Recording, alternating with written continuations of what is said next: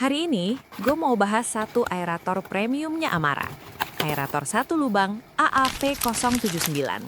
Bukan buat muji, bukan buat nyari jelek, tapi buat jawab satu pertanyaan penting. Aerator ini sebenarnya cocok sampai mana sebelum kalian berminat untuk beli? Ini Amara AAP079, aerator satu lubang. Spesifikasinya simple.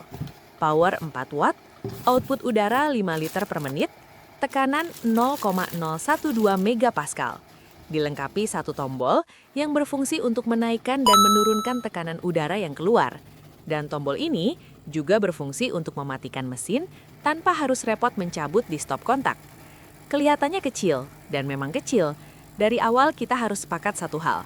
Aerator kayak gini bukan buat jadi pahlawan sistem oksigen. Dia itu alat pendukung. Kalau lo punya ekspektasi realistis, biasanya aman. Kalau lo berharap satu aerator kecil ini bisa buat kolam ikan, ya mending kubur deh ekspektasi lo. Gue mulai dari watt dulu. 4 watt itu artinya apa? Bukan kuat, tapi hemat dan tahan nyala lama. Ini tipe aerator yang bisa lo nyalain 24 jam tanpa mikirin tagihan listrik atau panas mesin. Apalagi material yang dipakai mesin ini cukup premium dengan sistem outflow udara yang bagus. Gue udah coba nyalain mesin ini dengan mode maksimal selama 24 jam dan mesin ini masih cukup adem. Sepengalaman gue, kayaknya ini salah satu mesin aerator yang suhunya adem. Oke, sekarang ke output yang mampu 5 liter per menit. Angka ini sering disalahpahami. Ini angka ideal.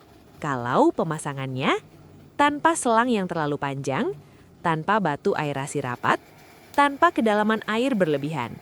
Terus yang paling sering diabaikan, pressure 0,012 megapascal.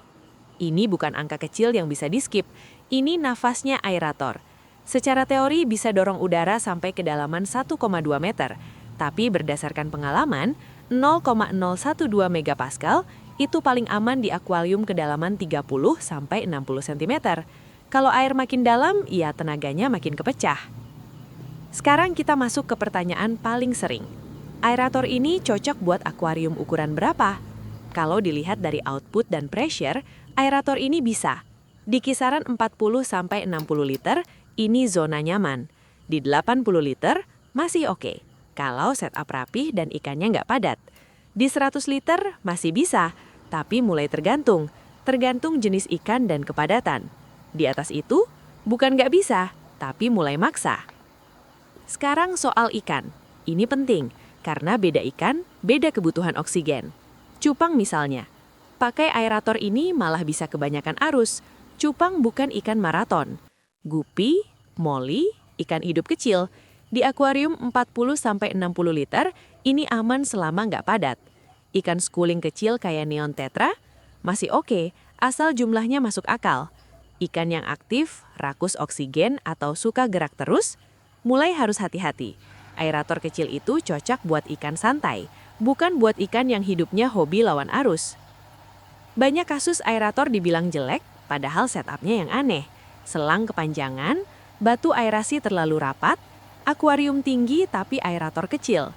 Padahal seringkali masalahnya bukan di mesinnya, tapi di ekspektasi kita yang ketinggian.